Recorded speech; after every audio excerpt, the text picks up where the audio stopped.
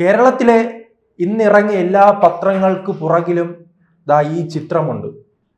അയ്യപ്പനും പിണറായി വിജയനും ഒരേ ചിത്രത്തിൽ. കാരണം ഈ ചിത്രങ്ങൾ പരിശോധിച്ചാൽ അറിയാം, പിണറായി വിജയനേക്കാൾ ഉയരത്തിലിരിക്കുന്നത് അയ്യപ്പനാണ്.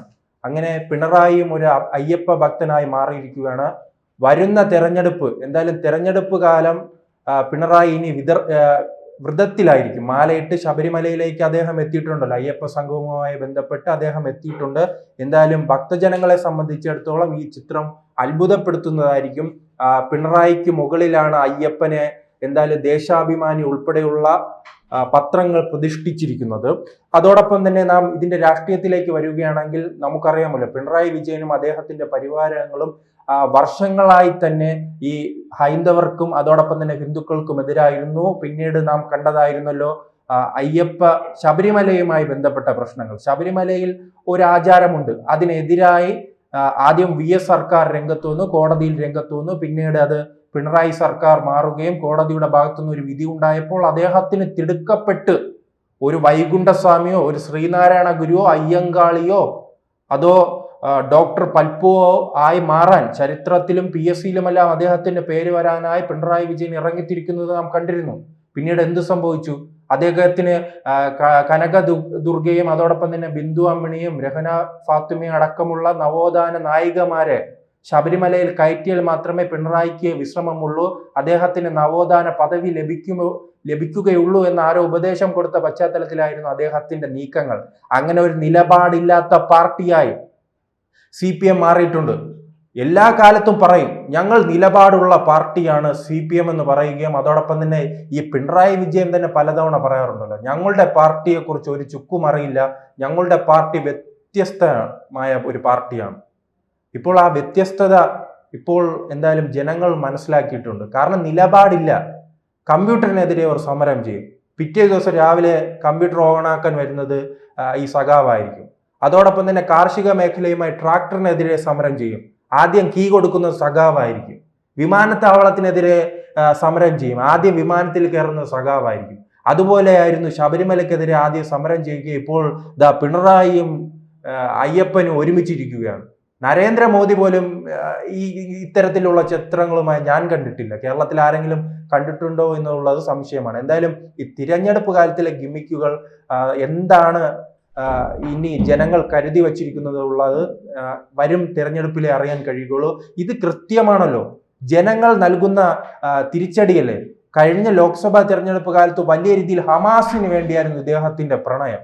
ഹമാസിന് വേണ്ടി CPM-ഉം അതോടൊപ്പം തന്നെ അവരുടെ പരിവാരങ്ങളും DYFI അടക്കമുള്ളവർ 140 നിയോജക മണ്ഡലങ്ങളിലും ഹമാസിന് അനുകൂലമായ പ്രതിഷേധങ്ങൾ സംഘടിപ്പിക്കുക, ഇസ്രയേലിനെതിരെ ആഞ്ഞടിക്കുക. പിന്നീട് ആഞ്ഞടിച്ചത് ആരായിരുന്നു? ന്യൂനപക്ഷത്തിന്റെ വലിയ ആഞ്ഞടിയിൽ ഒരു തരിയായി മാത്രം ചുരുങ്ങുന്നത് കണ്ടു. ആലത്തൂരിൽ ഒരു തരി മാത്രം ഉണ്ടായിരുന്നു. പിന്നീട് അതോടുകൂടിയാണ് ഇദ്ദേഹം ട്രാക്ക് മാറ്റിയപ്പോൾ അയ്യപ്പ സംഗമവുമായി രംഗത്ത് വന്നിരിക്കുന്നത്. എന്തായാലും നല്ല കാര്യം തന്നെ. ഈ പലരും പറയുന്നുണ്ടല്ലോ, അയ്യപ്പനെ അധിക നാൾ എതിർത്തു നിൽക്കാൻ കഴിയില്ല. അത് തന്നെയാണ് ഇനി അയ്യപ്പന്റെ ശക്തിയാണോ ഇവിടെ വെളിപ്പെട്ടതെന്ന് നാം സംശയിക്കേണ്ടിയിരിക്കുന്നു. ഇപ്പോൾ അദ്ദേഹം പമ്പ നദീ തീരത്താണ് അദ്ദേഹം ഉള്ളത്. ഇപ്പോൾ അദ്ദേഹം സംസാരിച്ചു കൊണ്ടിരിക്കുകയാണ്. എന്തായാലും ഇതിനെ സംബന്ധിച്ച് ദേശാഭിമാനി വരെ വലിയ രീതിയിൽ മാറി ചിന്തിച്ചിരിക്കുന്നു. അതോടൊപ്പം തന്നെ നാം ഈ പമ്പയെക്കുറിച്ച് പറയുമ്പോൾ കുംഭമേളയെ കുറിച്ച് പറയാതിരിക്കാൻ കഴിയില്ലല്ലോ. ഇദ്ദേഹത്തിന്റെ വലം കൈയായിരുന്ന പെട്ടി പിടിച്ചു നടന്ന ഒരു നേതാവിനെ അദ്ദേഹം MP സ്ഥാനം നൽകി അങ്ങ് രാജ്യസഭയിലേക്ക് പറഞ്ഞു വിട്ടല്ലോ. അദ്ദേഹം അന്ന് കുംഭമേളയ്ക്കെതിരെ എന്ത് പറഞ്ഞു? എന്തെല്ലാം ആരോപണങ്ങളായിരുന്നു കുംഭമേളയ്ക്കെതിരെ.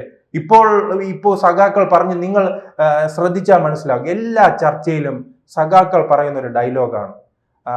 ഈ ഭക്തജനങ്ങൾ ചോദിക്കും, നിങ്ങൾ എന്തിനാണ് ഇതിന് അയ്യപ്പ സംഗമത്തിന് വേണ്ടി കോടിക്കണക്കിന് രൂപ മുടക്കി ഇത്തരം പ്രവർത്തനങ്ങളുമായി മുന്നോട്ട് പോകുന്നത്? ഈ അയ്യപ്പ ഭക്തരുടെ പണം എന്തിനാണ് എടുക്കുന്നതെന്ന് ചോദിക്കുമ്പോൾ സഹാക്കൾ പറയുകയാണ്, അതിനെന്താ, കുംഭമേളയിൽ കോടിക്കണക്കിന് രൂപ മുടക്കി സർക്കാരല്ല പണം മുടക്കുന്നത്. 7000 കോടി രൂപയാണ് അവിടുത്തെ ഉത്തർപ്രദേശ് സർക്കാർ ഭക്തജനങ്ങൾക്ക് വേണ്ടി മുടക്കിയത്. അപ്പോൾ ഞങ്ങൾ മുടക്കും, അതിനെന്താ കുഴപ്പമെന്നാണ് സഖാക്കളുടെ മറുചോദ്യം. അങ്ങനെ യോഗിയും അതോടൊപ്പം തന്നെ പിണറായിയും തമ്മിൽ താരതമ്യം ചെയ്യുന്നതിലേക്ക് വരെ സഖാക്കൾ മാറിയിട്ടുണ്ട്. ഇനി ഉടൻ തന്നെ ഇനിയൊരു ചുവപ്പ് മാറി അത് കാവിക്കൊടിയിലേക്ക് എല്ലാം മാറ്റുമോ എന്നും അറിയില്ല. കാരണം ഞാൻ തുടക്കം സൂചിപ്പിച്ചല്ലോ, എല്ലാ കാലത്തും ഒരു നിലപാടിൽ ഉറച്ചു നിൽക്കാത്ത ഒരു പാർട്ടിയാണ് CPM. അവർ ട്രാക്ടറിനെതിരെ രംഗത്ത് വരും, കമ്പ്യൂട്ടറിനെതിരെ രംഗത്ത് വരും, സ്വാശ്രയ സമരത്തിനെതിരെ, കോളേജുകൾക്കെതിരെ രംഗത്ത് വരും. പിന്നീട് അങ്ങനെ എന്തിനെല്ലാം എതിരെ രംഗത്ത് വന്നിട്ടുണ്ടോ പിന്നെ അതിനെല്ലാം വിഴുങ്ങുന്നതാണ് ഈ പാർട്ടിയുടെ നിലപാട്. അതുകൊണ്ട് തന്നെ ഇനി ചുവപ്പ് മാറി ഇനി കാവിയിലേക്ക് പോകുമോ എന്നും നാം അത്ഭുതപ്പെടേണ്ടിയിരിക്കുന്നു. അല്ലാതെ തന്നെ ചിഹ്നം പോകാനുള്ള സാധ്യത നിലവിൽ തന്നെ കാണുന്നുണ്ടല്ലോ. ഈ പോക്കാണെങ്കിൽ കുറച്ച് വർഷങ്ങൾക്കിടയിൽ തന്നെ ആ ചിഹ്നം അങ്ങ് നഷ്ടമാകും. പിന്നീട് നമ്മുടെ സഖാവ് ബാലൻ പറഞ്ഞതുപോലെ വല്ല മരപ്പട്ടിയോ മരവോ എന്തോ വല്ല വവ്വാലോ ആയിരിക്കും അവരുടെ ചിഹ്നമായി വരാനുള്ള സാധ്യതയും നിലവിൽ കാണുന്നത്. എന്തായാലും അയ്യപ്പ സംഗമം അവർ കൃത്യമായി തന്നെ വോട്ട് ലക്ഷ്യമിട്ടാണ് രംഗത്ത് വന്നിരിക്കുന്നത്. കഴിഞ്ഞ ലോക്സഭാ തെരഞ്ഞെടുപ്പ് കാലത്ത് ആറ്റിങ്ങലും കണ്ണൂരും അടക്കം പല ജില്ലകളിലും ഉണ്ടായ വലിയ തിരിച്ചടി, ആ തിരിച്ചടിയുടെ ഫലമായി തന്നെയാണ് ആ പാർട്ടി മാറി ചിന്തിച്ചു. ആ പരാജയങ്ങൾക്ക് പിന്നാലെ കമ്മിറ്റി കൂടി അവർ പഠിച്ചു എന്തുകൊണ്ടാണ് പാർട്ടിക്ക് തിരിച്ചടി ഉണ്ടായതെന്ന്.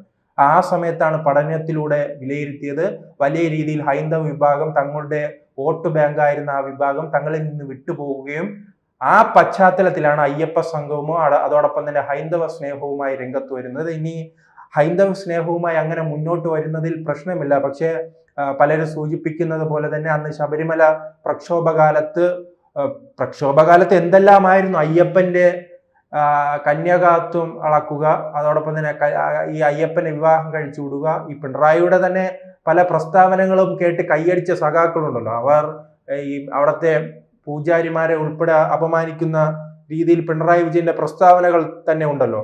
അതോടൊപ്പം തന്നെ അദ്ദേഹം മറ്റൊരു കാര്യം പറഞ്ഞു, 2 സ്ത്രീകൾ കയറിയപ്പോൾ ഹർത്താൽ. അങ്ങനെയെങ്കിൽ ഒരു സ്ത്രീ കയറിയപ്പോൾ എന്തുകൊണ്ട് RSSും സംഘപരിവാർ ഹർത്താൽ നടത്തിയില്ല? അതോടൊപ്പം അങ്ങനെ എന്തെല്ലാം വിമർശനമായിരുന്നു. അങ്ങനെ വിമർശിക്കുന്ന സമയത്ത് വലിയ കയ്യടിയായിരുന്നു അന്ന് സഖാക്കളുടെ ഭാഗത്തു നിന്നുണ്ടായത്, ആ സദസ്സിൽ നിന്നുണ്ടായത്. അന്ന് കയ്യടിച്ച സഖാക്കളല്ലേ ഇപ്പോൾ എവിടെയാണ്? അവരെല്ലാം തിരിച്ചങ്ങ് ക്യൂബയിലേക്ക് തന്നെ പോയോ എന്നുള്ള സംശയമാണ്. കാരണം അവരുടെ അവസ്ഥ ഓർത്ത് നോക്കൂ. ഒരു കാലത്ത് അദ്ദേഹം ഈ പിണറായി വിജയൻ അയ്യപ്പനെതിരെ പറയുമ്പോൾ കൈയടിക്കണം, ഇപ്പോൾ അയ്യപ്പന് അനുകൂലമായി പറയുമ്പോൾ കൈയടിക്കണം. അങ്ങനെ സഖാക്കളുടെ ജീവിതം കൈയടിക്കാൻ വേണ്ടി മാത്രം ബാക്കിയാവുകയാണ്. ഇങ്ങനെയാണെങ്കിൽ ബംഗാളിലും ത്രിപുരയിലും എല്ലാം സംഭവിച്ചതുപോലെ തന്നെ കൈയടിക്കാൻ തന്നെ സഖാക്കൾ ഇല്ലാത്ത അവസ്ഥയിലേക്ക് പോകും. അത് പാർട്ടി തന്നെ വിലയിരുത്തുന്നുണ്ടല്ലോ. ബംഗാളിൽ നാം കണ്ടില്ലേ, ത്രിപുരയിൽ കണ്ടില്ലേ. എന്തിനു പറയുന്നു, ഈ ഇപ്പോഴുള്ള പ്രധാനമന്ത്രി നരേന്ദ്രമോദിയുടെ വാരണാസി മണ്ഡലത്തിൽ പോലും ഒരു കാലത്ത് ആരാണ് വിജയിച്ചിരുന്നത്? CPM അല്ലേ, കമ്മ്യൂണിസ്റ്റുകാരല്ലേ വിജയിച്ചിരുന്നത്. ആ മണ്ഡലത്തിൽ പോലും ഇനി ആ മണ്ഡലത്തിൽ ചുവപ്പ് കൊടി പോലും ഇല്ലാത്ത അവസ്ഥയെ മാറിയില്ല. അത് തന്നെയാണ് ഓരോ സംസ്ഥാനങ്ങളിൽ സംഭവിക്കുന്നത്. സ്വാഭാവികമായി അത് കേരളത്തിലും വൈകാതെ തന്നെ സംഭവിക്കും.